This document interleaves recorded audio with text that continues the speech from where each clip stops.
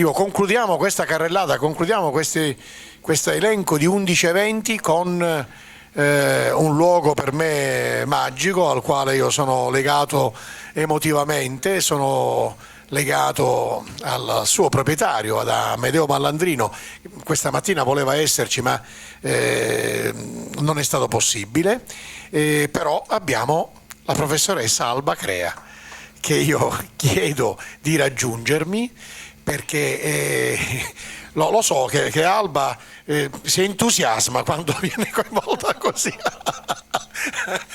oppone resistenze, ma è una risorsa per tutti noi. Non possiamo fare a meno di te, Alba. Soprattutto a quest'ora. Lo so, siamo andati un pochino lunghi. E allora, cosa accadrà domenica 3 dicembre, ore 18? Innanzitutto, se sopravviverete a questo spettacolo interessantissimo e a tutta la settimana della lingua siciliana, se ce la farete, venite a Villa Cianciafara per quest'ultimo appuntamento, che è un appuntamento leggero, però frutto di tutta una serie di ricerche. Villa Cianciafara è stata scelta non solo per i legami di amicizia che ci uniscono a Amedeo Mallandrino, ma perché è proprio il posto ideale per una conversazione di questo genere, perché Amedeo Mallandrino è un parente, un discendente di Alberto Favara, che ci ha lasciato la più consistente e più importante raccolta di canti popolari siciliani, pubblicati poi insieme a TB, eccetera. Allora, pensando alla presenza del dialetto siciliano nella musica, della lingua siciliana, come possiamo anche dire nella musica, normalmente vengono in mente i repertori popolari, appunto quelli del Favara, TB e tutti gli altri che continuano a emergere, a venire fuori negli studi e nelle esecuzioni più recenti. Viene anche in mente Cavalleria Rusticana, che era una cosa che appunto Davide si aspettava. Allora, siccome queste due cose per fortuna sono molto note e sono molto frequentate dal pubblico, mi sembrava di dover intraprendere una strada più pericolosa e più avventurosa, e cioè quello che c'è in mezzo tra i canti popolari e Cavalleria Rusticana e le opere veriste. È possibile che in tutti quei repertori musicali che hanno attraversato i secoli e che sono nati come repertori musicali internazionali, cioè scritti e pubblicati per circolare in tutta Europa, non ci fosse la presenza della lingua siciliana? E allora, andando a guardare, si è trovato che in effetti ci sono davvero più pagine di quante noi non pensiamo, nascoste dentro libri di madrigali del Cinquecento, nascoste dentro arie, raccolte di arie del 6 e del Settecento, raccolte in pubblicazioni cameristiche dell'Ottocento e del primo Novecento.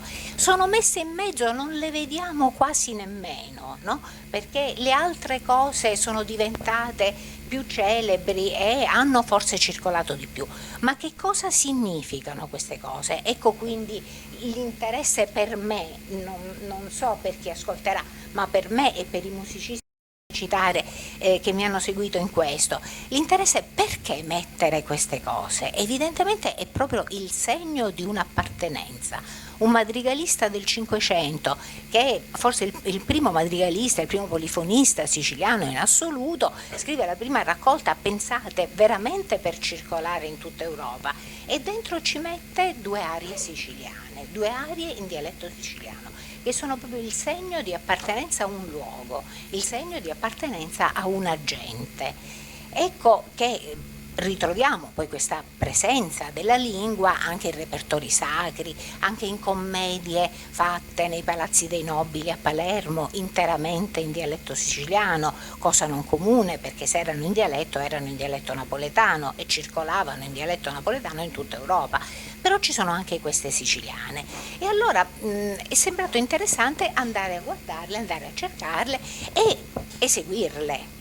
Ecco che Villa Cenciafara forse, se si riesce, inaugurerà anche questo pianoforte verticale che è stato regalato a Villa Cenciafara da un cultore di storia messinese con un momento di generosità, e ci sono questi musicisti che sono coordinati, diretti da Nazareno De Benedetto, che probabilmente voi conoscete, e che sono Roberta Fazio soprano, Giussi Costa mezzosoprano, Martina Di Paola contralto, Giorgio Midiri basso e pianoforte, che eseguiranno delle musiche, appunto eseguiranno questo madrigale del Cinquecento, eseguiranno un brano di Antonio Laudamo ed eseguiranno un pezzo recentissimo, nel senso fatto quest'anno, proprio in prima assoluta quest'anno, di Giovanni Sollima, perché c'è una ripresa della lingua siciliana anche nella musica contemporanea, e dalla collaborazione di Giovanni Sollima con un giornalista catanese sono nate due cose interessanti che sono state eseguite a Catania e a Palermo, e appunto un pezzettino verrà eseguito. Quindi questo incontro, che ci auguriamo sia semplicissimo, sarà per noi personalmente invece l'occasione per andare avanti e per farci altre domande, chiederci come questo siciliano, se è un vero siciliano, eccetera, eccetera. Quindi spero di rivedervi il 3. Grazie Alba, credo che non potevamo concludere in maniera migliore questo percorso, dunque appuntamento per tutti gli 11 incontri che si terranno. Tutti gli 11 incontri saranno seguiti da Todomodo, perché è il media partner in questa avventura. Per ogni occasione saranno presenti loro con le loro telecamere, sarà presente Joseph Villari che farà le interviste prima, dopo, proprio perché questo percorso vuole raccogliere testimonianze e contributi per proseguire in questo percorso. Grazie Alba, grazie a tutti voi. Il grazie ce lo dobbiamo dire tutti, perché sono stati tutti favorevoli a creare questa rete e questa sinergia. Grazie a tutti voi, buon pranzo.